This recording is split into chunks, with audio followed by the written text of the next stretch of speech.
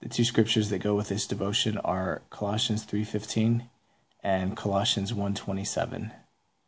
And today it reads, "Learn to live from your true center in me. I reside in the deepest depths of your being, in eternal union with your spirit. It is at this deep level that my peace reigns continually. You will not find lasting peace in the world around you, in circumstances, or in human relationships.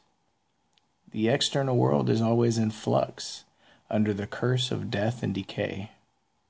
But there is a goldmine of peace deep within you, waiting to be tapped. Take time to delve into the riches of my residing presence. I want you to live increasingly from your real center, where my love has an eternal grip on you. I am Christ in you, the hope of glory." He sure is. Christ in us. That's what he says in Colossians 1:27. That he is our hope of glory. I want to share with you Colossians 3:15. I think it's awesome.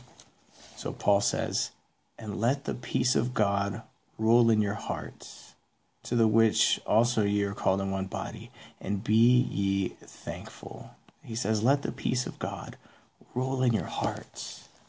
How often do we choose peace? I know sometimes it's easy to get distracted, and it seems like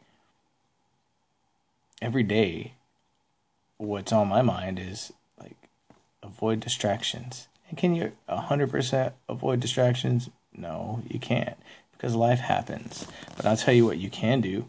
You can choose how long you're distracted before you realign yourself with your true center. See, inside your heart, you have a moral compass that really just needs to be used. You can choose whether or not you use it, but you know what's right and what's wrong, and your motivations are all controlled by this compass. True north points to heaven. It points to our Savior. It points to eternity. But we have to choose that peace. When we choose peace, we are aligning ourselves with true north.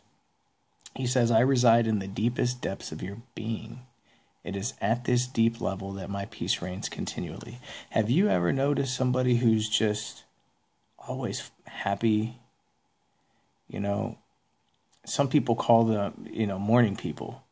I remember thinking just a couple of days ago about how people that aren't morning people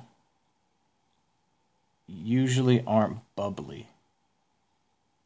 But the typical morning person is usually bubbly. Isn't that something?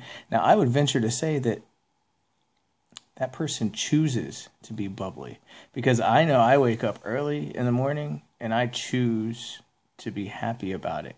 Now, there are some times, some days, I don't want to wake up early in the morning. Actually, most of the days, unless there's a special event going on that day, like I really don't want to be up that early. But I developed that habit, that discipline, because I want to make sure that I am up earlier so that I can enjoy the entire day.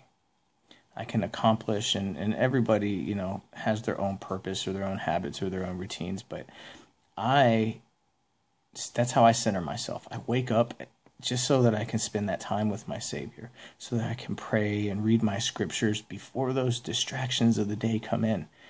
Before it's time to check my email or get online, and because I go to school online, do my homework, before social media starts blowing up. It's before my babies are awake, crying, needing food and diapers to be changed. It's those days that I don't wake up early. Maybe I wake up right on, time. I wake up and then the babies wake up. Or maybe even the babies wake me up because they're hungry or they're wet and they need attention, whatever. That's when it gets chaotic. But if you choose daily disciplines that will help you align yourself with heaven, life will be so good.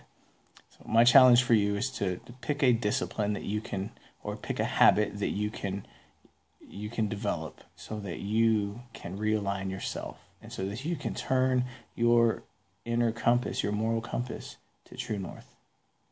Have a wonderful day.